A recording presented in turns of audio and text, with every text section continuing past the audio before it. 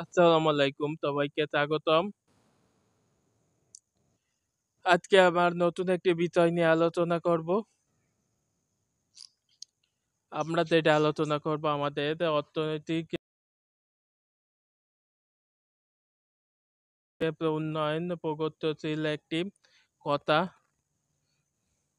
অর্থনৈতিক খাদ্য এবং তার সুষম বন্টনের বিষয়ে আজকে আমরা আলোচনা করব।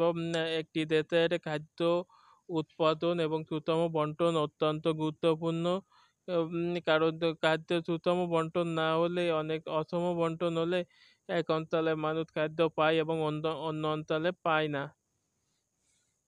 এই খাদ্যের মূল্য দাম রোধ করা এবং খাদ্যের সুষম বন্টন রোধ করতে আমাদের বাণিজ্যিক ক্ষেত্রে বেশ একটা নজরদারি করতে হবে। কোনো পণ্য যখন ইম্পোর্ট হবে আমাদের দেশে, তখন সেই পণ্য সঙ্গে সঙ্গে আড়তে ঢুকতে দেওয়া যাবে না। আড়তে না ঢুকে সেটা দেশে বিভিন্ন জেলায় জেলায় পণ্যগুলো চলে যাবে। একটা কথা, আমাদের এমনি দেশে যারা আমদানিকারক বা আমদানি করে বিদেশ থেকে, এর সংখ্যা বাড়াতে হবে। যেহেতু আমাদের দেশে 18 কোটি জনগণ থেকে তো অল্প কিছু লোকের হাতে ইম্পোর্ট কোটা থাকবে এমনটা নয়। কোটা বাড়াতে হবে, তাহলে আমাদের সীমান্ত হত্যাটা অনেক কমে যাবে। দেখেন আপনার সীমান্ত হত্যা কেন হয়? কেউ গরু অন্য সীমান্তে চলে যায়, এমন সময় গরু আনতে যায়, তখন বিএসএফ এর গুলিতে ভারতীয় বিএসএফ। আবার অন্য দিক দিয়ে দেখতে পারেন আপনারা, বিভিন্ন লোক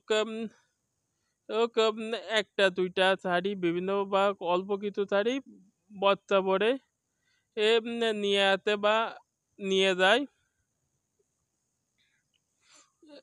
এরকমটা এটা অবৈধ কারণে এই ধরনের পুলিশের গুলিতে নিহত হয়। যখন আপনার ইম্পোর্টটা বেড়ে যাবে, তখন একজনের হাতে অধিকার থাকবে না।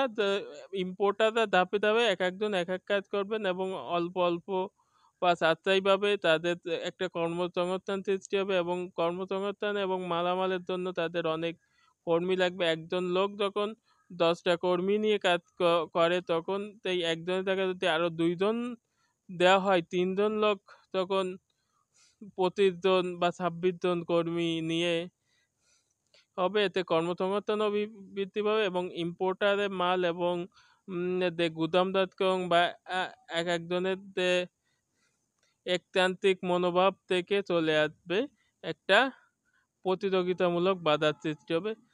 আরেকটা কথা হচ্ছে, আমাদের দেশে উৎপাদিত পণ্য এক্সপোর্ট করার আগে দেখতে হবে আমাদের দেশের স্বয়ংসম্পূর্ণ কিনা। যদি স্বয়ংসম্পূর্ণ হয় তাহলে দেশের ভিতর তারা এক্সপোর্ট করবে বিভিন্ন জেলায় জেলায়।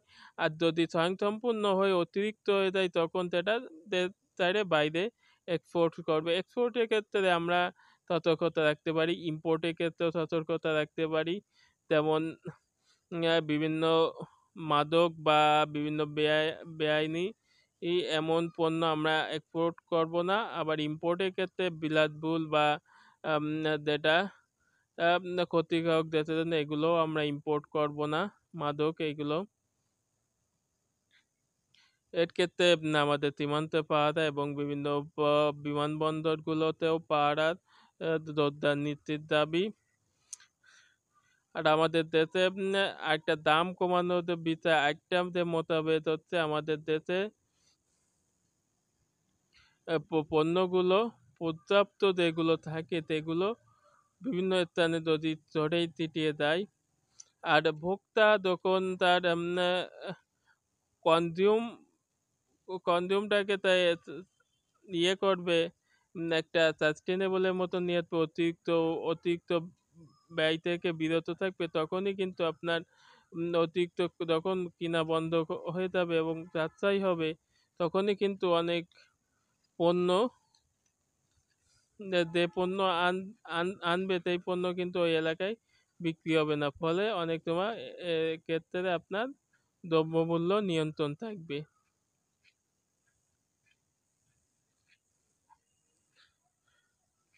আর বিদ্যুতের ক্ষেত্রে আমাদের দেশে বিদ্যুৎ উৎপাদন লাগাতার করতে হবে বাইরের দেশ থেকে বা আদানি এরকম গ্রুপ থেকে বেশি দামে বিদ্যুৎ কেনার মতন চুক্তি এটা এরকম ভুল কাজ করা যাবে না।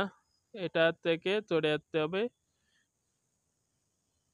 এবং তাদের সাথে চুক্তি পরিশোধ করে এবং আমাদের নতুন প্ল্যানে এগোতে হবে। আমাদের বিদ্যুৎ কেন্দ্রগুলো যেগুলো আছে সেগুলো শতভাগ নিশ্চিত করতে হবে। আমাদের গ্রীষ্মকালে থেকে 16,000 থেকে 16,500 মেগাওয়াট।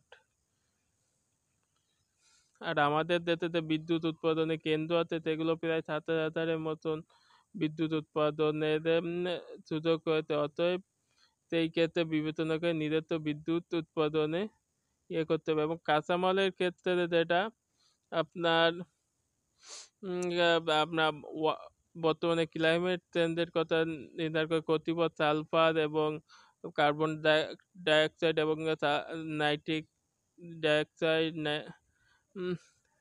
এই ধরনের ক্ষতিকর গ্যাস যাতে নিঃসরণ না হয় সুতরাং আমরা বিভিন্ন ওয়াইন বিদ্যুৎ বা জল বিদ্যুৎ কিংবা সৌর বিদ্যুতের প্ল্যান্টগুলো স্থাপন করতে পারি।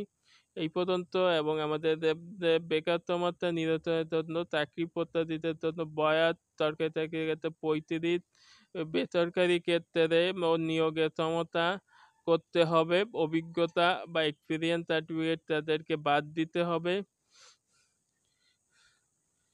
তাদেরকে লিখতে হবে যে যদি এক্সপিরিয়েন্স থাকে তাহলে সেটা অনগ্রাধিকার হবে সরকারি চাকরির মতন। সবাই একইভাবেই নিয়োগে পরীক্ষায় বসে ভাইভা দিয়ে বেসরকারি চাকরি বা আধা সরকারি চাকরি বেসরকারি চাকরিগুলো সরকারি বা আধা সরকারি চাকরির মতন হওয়ার সিস্টেম করতে হবে। এটা একজন করবে না, সবাইকে মিলেই আমাদের করতে হবে। সবার সাথে এগুলো কোম্পানি মালিকদের করতে হবে। আরেকটা কথা হচ্ছে আত্মকর্মসংস্থান বা বিনিয়োগের ক্ষেত্রে যে প্রতিষ্ঠানগুলো আছে যুব উন্নয়ন সহ বিভিন্ন পল্লী উন্নয়ন ফাউন্ডেশন বা স্থানীয় সরকার ও সমবায় মন্ত্রণালয় এই সমস্ত মন্ত্রণালয় এদেরকে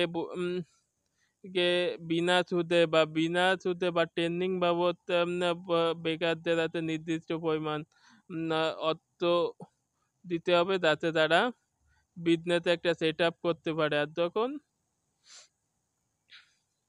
সেট আপ করতে পারে এবং আত্মকর্মী হতে পারে। আরেকটা কথা হচ্ছে আমাদের প্রতিবন্ধী বা বিধবা কিংবা আপনার বয়স্কদের জন্য সমাজসেবা থেকে ভাতার ব্যবস্থা রাখতে হবে। এই ছিল আমাদের বর্তমান প্রেক্ষাপটে দ্রব্যমূল্য এবং সামগ্রিক বিষয় বাংলাদেশের আধুনিক নতুন বাংলাদেশের নতুন প্ল্যান নিয়ে আগাবো, এইটাই আমাদের আহ্বান। সবাইকে এ পর্যন্ত ধন্যবাদ।